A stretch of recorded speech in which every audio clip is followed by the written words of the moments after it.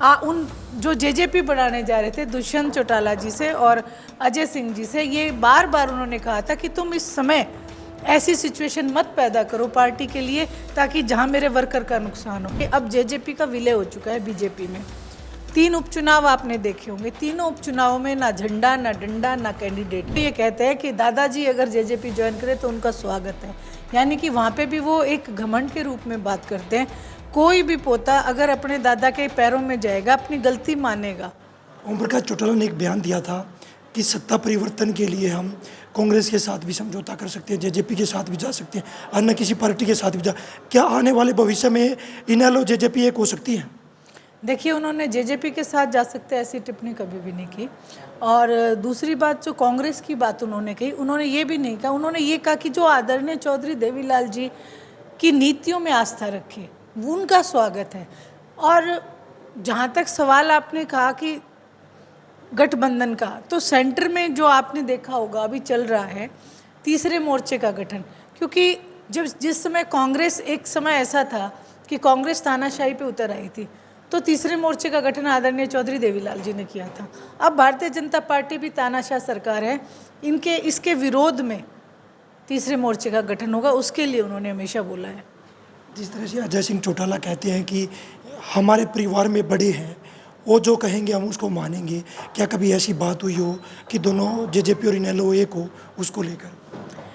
देखिए, आदरणीय ओम प्रकाश जी चौटाला ने जिस समय विघटन हो रहा था, ऐसे शख्स हैं जिन्होंने कभी दूसरी पार्टियों के आगे कभी भी घुटने नहीं टेके, लेकिन हम सब परिवार के गवाह इस बात का कि चौटाला साहब ने ये बात कही थी कि मेरा वर्कर मारा जाएगा। मैं अपने वर्कर के लिए उन जो जेजेपी बढ़ाने जा रहे थे दुष्यंत चौटाला जी से और अजय सिंह जी से, ये बार बार उन्होंने कहा था कि तुम इस समय ऐसी सिचुएशन मत पैदा करो पार्टी के लिए ताकि जहां मेरे वर्कर का नुकसान हो, क्योंकि वो कहते थे कि मुझे परिवार से भी ज़्यादा अपना वर्कर प्यारा है, और जो कि साफ दिखता भी है। पिताजी कभी भी वर्कर की अनदेखी नहीं करते, बेशक उन्हें परिवार को पीछे रखना पड़े। दिग्विजय सिंह चौटाला हैं, कहीं भी प्रोग्राम में जाते तो अब भी कहते हैं कि दुष्यंत चौटाला सीएम बनेंगे, आया सीएम के नारे अब भी लगाते हैं, उसको किस तरह देख रहे हो? देखिए, वो तो वही जाने और भारतीय जनता पार्टी जाने, लेकिन मैं एक बात आपसे कहना चाहती हूँ कि अब जेजेपी का विलय हो चुका है बीजेपी में। 3 उपचुनाव आपने देखे होंगे, तीनों उपचुनावों में ना झंडा ना डंडा ना कैंडिडेट। इस बात का सीधा सीधा यही है संदेश कि जेजेपी का बीजेपी में विलय हो चुका है। आज लोग जहाँ पे भी मैं जाती हूँ, मैं सीरियसली बताती हूँ आपको कि एक भी सिंगल आदमी मुझे ये नहीं कहता कि हम जेजेपी को वोट देंगे। सब ये कहते हैं कि इस बार जेजेपी का मेंबर पंचायत भी हम नहीं जीतने देंगे। बाकी तो अब जनता जनार्दन है, वो जाने, लेकिन जो उन्होंने वर्ड्स जो बोलते हैं वो मैं आपको बता रही हूँ। सुनैना जी, एक महिला आयोग की चेयरमैन है रेणुका भाटिया, उन्होंने एक बयान दिया है कि जो लड़कियां ओयो में जाती हैं वहाँ हनुमान चालीसा या उनका पाठ नहीं करती। उस बयान को किस तरह देख रहे हो? देखिए, मैं बिल्कुल भी इस बयान के खिलाफ हूँ, क्योंकि मैं नहीं चाहती किसी भी महिला के ऊपर कोई महिला इस तरीके की टिप्पणी करे। और मैं तो उनसे ये कहूँगी कि महिला आयोग की अगर वो चेयरमैन है तो महिलाओं की प्रोटेक्शन की बात करें। देखिए, हमारी सोच में जो गंदगी है उसको निकालना बहुत ज़रूरी है। मैं महिलाओं से भी ये कहती हूँ, क्योंकि आज कहते हैं कि बेटी और बेटा, आज भी कई महिलाएं ऐसी हैं, मैंने मंच पे भी ये बात बोली कि हमें सबसे पहले अपनी सोच को दुरुस्त करना होगा। हम बेटियों को इस नज़र से क्यों देखते हैं कि वो ओयो में जाती है तो क्या करती है? आप उन्हें समझाएं, बहुत से साधन आप उन्हें बताएं, अच्छे और बुरे की पहचान एक महिला ही महिला को करा सकती है। बजाय उनके ऊपर टिप्पणियां करने के, वो उन्हें बैठ के प्यार से समझाएं, क्योंकि वो बचपने में कोई भी बच्चा ऐसी हरकतें कर सकता है, लेकिन ऐसा नहीं है कि वो गुनहगार है।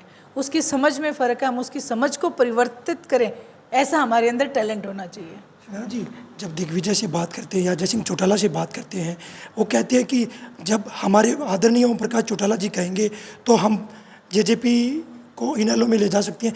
इस बात को लेकर कभी बातचीत होती है परिवार में कि इनेलो और जेजेपी एक हो जाए? देखिए, आपने शायद उनका बयान अच्छे से सुना नहीं। वो कभी भी ये नहीं कहते कि भी हम जेजेपी को इनेलो में ले जाएंगे। वो ये कहते हैं कि दादाजी अगर जेजेपी ज्वाइन करे तो उनका स्वागत है, यानी कि वहाँ पे भी वो एक घमंड के रूप में बात करते हैं।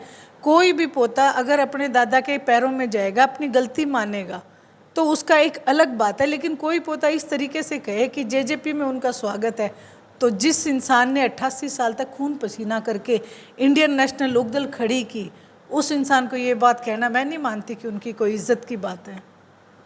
देखिए, हमारे साथ सुनैना चौटाला दीन का कहना कि परिवर्तन यात्रा में जनता का खूब प्यार और आशीर्वाद मिल रहा है। 2024 में इनेलो सत्ता परिवर्तन करेगी और सत्ता में आएगी। सोनीपत से पवन राठी, हरियाणा तक।